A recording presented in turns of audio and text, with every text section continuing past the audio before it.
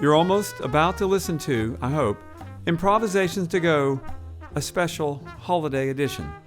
Before we proceed, however, I do need to inform you that you wouldn't be able to hear any of it without the generous support of Aubrey's, Lucid Media, Inner Space Yoga and Meditation Supplies, and Dr. Craig and Debbie Jarvis and their fabulous hunting poodle named Curly Sue. I've verified that, by the way. That poodle hunts. It was a day that would not live in infamy, but it was Pearl Harbor Day. But it wasn't 1941, it was 2019, and this was my assignment. Wake up. Okay, that part was easy. I woke up. Get in a car. Also, pretty easy. Drive until I got tired. Moderately easy, but tiring. And here's the kicker. When the driver gets tired of driving, stop for the evening, wherever that is, and then find live jazz music and go see it. Those are the rules, and here is how I broke them. I started the day out sending email messages to music stores in West Tennessee because I knew I was going to drive westward, and I knew I'd probably last about 5 or 6 hours before I got hungry and hangry and had to stop. Well, I did hear back from a music store in Jackson, Tennessee, and they put me in touch with a jazz musician named Bill Lars. While on the road, Bill called me and said, "Hey Todd, no jazz concerts anywhere in the area tonight, but there's a junior high jazz band that's playing a Christmas parade in Kenton, some call it Kenton, Tennessee, and I was welcome to come see that." Okay, 2 things. Number 1, I have no idea where Kenton or Canton, Tennessee might be. Number 2, I was already talking myself out of this idea by the time I got to Crossville. And number 3, I knew I was going to go, and I didn't know why, but there was something irresistible about a Christmas parade in Canton, Tennessee. I have no research to support this, but I have a suspicion that everyone in Knoxville and everyone in Jackson, if given a choice, would love to have a Knoxville-Jackson train line. But since nobody's bothered to build one for us, I decided to drive. I don't like driving. I'd rather just look out the window at the pretty cows and Stuckey signs. But if you want to get to a place like Canton, Tennessee, or anywhere in Tennessee for that matter, you had better learn to love driving. Now, what I do enjoy about driving is that it makes certain pieces of music sound better. And there's no rational explanation, but sometimes in a car going over 60 miles an hour, certain pieces of music sound better. In this case, the Bad Plus and Red Door. Or any Grant Green record. They all sound great driving.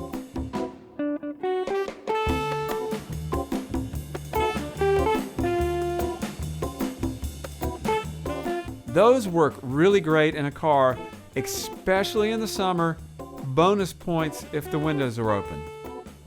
Conversely, some jazz groups are definitely not good for driving.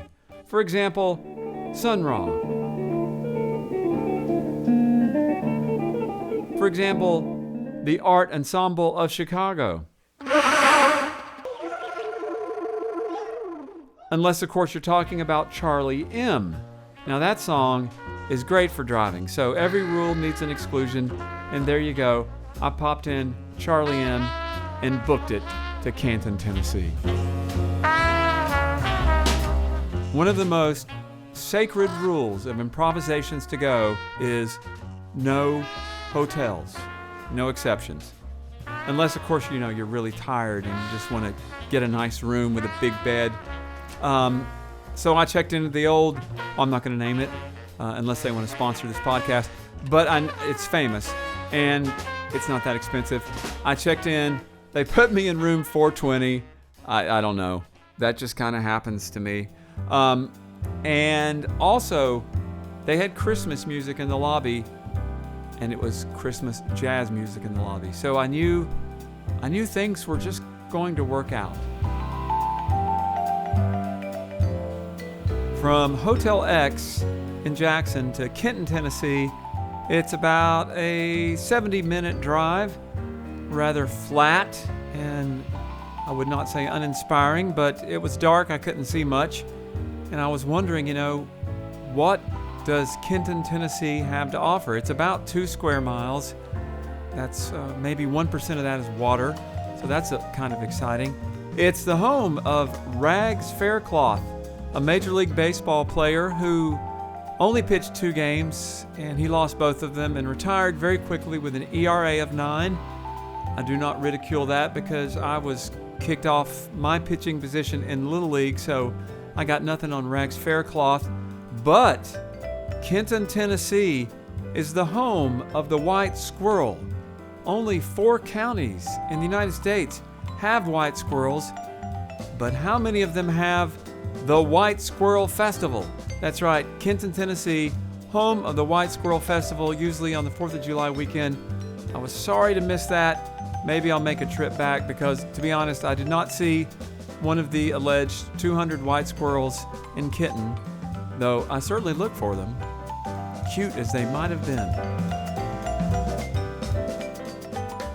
If you have never been to Kenton, Tennessee, and I'm just going to go ahead and call it and say that you haven't, it's really easy not to get lost because there's basically 2 main streets, one of which is a state highway, and for the life of me, I could not find the parade route, which seemed kind of odd since there are only 2 streets. So I went to the mini mart, bought a local newspaper. I love to support the local newspapers. Excuse me, ma'am, I understand there's a parade route around here. And she said, yeah, you're on it. And I said, I don't see any Santa Claus floats. And she said, just wait an hour, read your paper. So that's what I did. I just sat there. She told me where to park. She said, that's a busy spot right there. I mean, it was completely empty. So I parked there and I waited an hour and read the local paper, which was thoroughly entertaining. It was a cold night, turned the heater on, read my newspaper, and when I looked up, there were people everywhere. It was like Gibson County, which looked completely empty when you're driving through it. Well, I know why now. They were all coming to the parade. And people were asking me, sir, could you move your car over just a little bit so we can get the kids' bicycles in? And I'm like, yeah, more the merrier. When it's a parade, you kind of all come together as one for this event with everybody focused on the same thing. It's a nice feeling. And let me say this about parades. You got your Rose Bowl, you got your Macy's, wonderful events. But none of them are louder than the Kenton, Tennessee Christmas Parade because it starts out with every available siren in Gibson County. You got police car sirens, you got fire truck sirens, you got ambulance sirens. That one worried me just a little bit, but then I did have this thought, if I were wanting to break into a house, this would probably be a really good time to do it. I quickly let that thought evaporate and go away and hopefully never come back. But the parade itself was just great. There was Santa Claus on a tractor.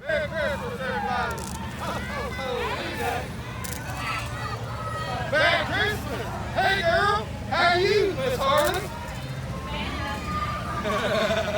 How y'all doing? There were bicycles, there were batons, and then there was the middle school jazz band with Bill Lars leading them on. And the kids were having a ball. And the next thing I knew, I was having a ball.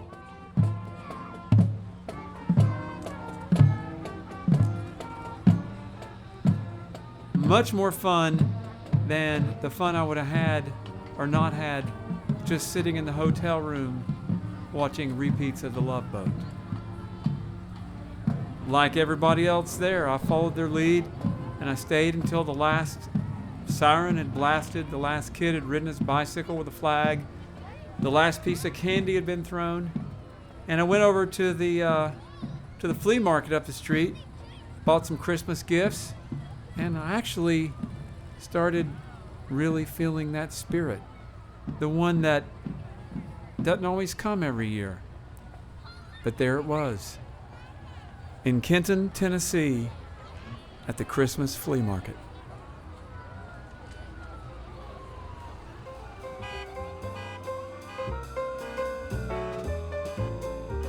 Once the flea market had wound down a little bit, Bill Lars, the band leader and educator, came in. We sat down in the back. He told me a story. He had grown up in Huntsville, moved to Pittsburgh to go to Duquesne in '77. Then he moved to Nashville, where he worked at Opryland for 17 seasons. I can only imagine the amount of notes that might be. And then he did a little bit of teaching in Nashville, some music ministry. And then about 6 years ago, he upped and moved to West Tennessee, where he's been living ever since. And that's how he came to lead the middle school jazz band on this particular evening as a fill-in, no less. I was subbing for the middle school band director, who was off playing a gig on his tuba. And our principal is very flexible, so he thought I was responsible enough to take care of the junior high band. I go over and work with the band, so the kids know me, but I'm the elementary school music teacher here in Kenton and then at Rutherford, and the band is actually from Rutherford, Tennessee. I was really curious if kids in Gibson County really knew a lot about jazz. What did they know? Well, some of them may have a little bit of it from having listened on their own, but a lot of them are what we would call newbies to jazz. They'll get to listen to some charts that we might be playing, so they'll hear an example of it. But like I remember the first time we played anything that had swing in it, we actually played a shuffle, which is kind of it's a step up from rock and roll. Well, it's before rock and roll, but between jazz and rock and roll, kind of a blues kind of thing. And we learned how to swing, how to not to play so stiff on eighth notes, and so they swung and they liked it, and they actually played the style very well, and they sounded good on it. Bill Lars is semi-retired actually. He teaches a few days a week, but he also has a band out of Jackson, Tennessee, which has a really great name. It's called the Jackson Hub Tet. We're the hub city, so we're located between Memphis and Nashville. We have a lot of small towns, of which Kenton and Rutherford, where I teach at, are kind of satellites of Jackson. So our band Hub Tet, we play a lot of that different kind of music, but we also do some country. We do some like Walking After Midnight, some Patsy Cline things, and there's a lot of music lends itself to being in kind of a jazz cultural environment. Like even those Patsy Cline tunes, they're kind of bluesy. We do that stuff, and like I said, the James Brown Get Up Off of That Thing. We do that. We do the Earth, Wind and Fire September. We do some tunes like A-Train, and we go back and do some kind of classic trumpet things, Grazing in the Grass. I played in when I was in Nashville. I played in dance bands a lot, and so I was at the mercy of whoever had the band, and so I decided that when I was going to have my own band, I was not going to play the tunes I didn't like. I was only going to play stuff that I really enjoyed playing, and hopefully my band members enjoy playing them too. But we try to do stuff that's it's not really dance music. It's more listening. I mean, you can dance to it, but I guess I kind of got burned out on playing dances when I was younger, and the 4 hour. When you're a trumpet player and you're playing 4 hours, and plus you're an educator and you're not playing every day, it kind of wears your chops out. But now that I'm kind of semi-retired, I actually get to practice. We went on talking quite a while, and I loved hearing about his life in, small town America, I guess is what they call it. But what it was for him was a place where he finally had time to actually practice his craft. He could spend time with his grandkids. He worked in the local church.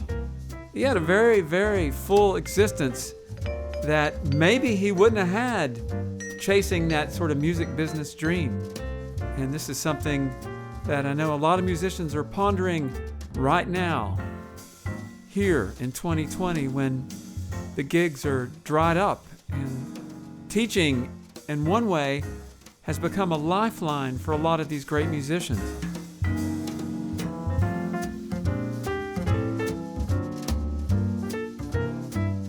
It seems there's been this common theme running through Improvisations to Go that I never even saw, whether it was in New Orleans, Memphis, DC, Baltimore.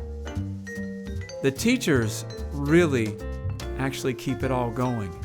And here in 2020, when many of the gigs have just simply gone away, it's teaching that allows these musicians to keep surviving, to keep food on their table.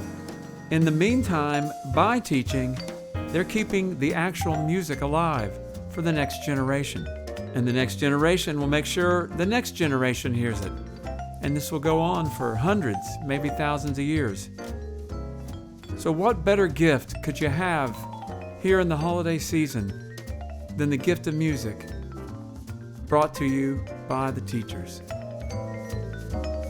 So I wish you would do me just one small favor, okay? So I'm just asking for one. The next time you run into a teacher, just look them right in the eyes and say, "Hey, I got your gift.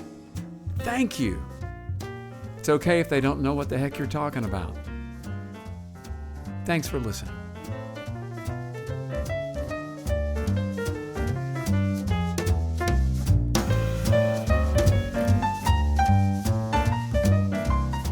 I'm Todd Steed.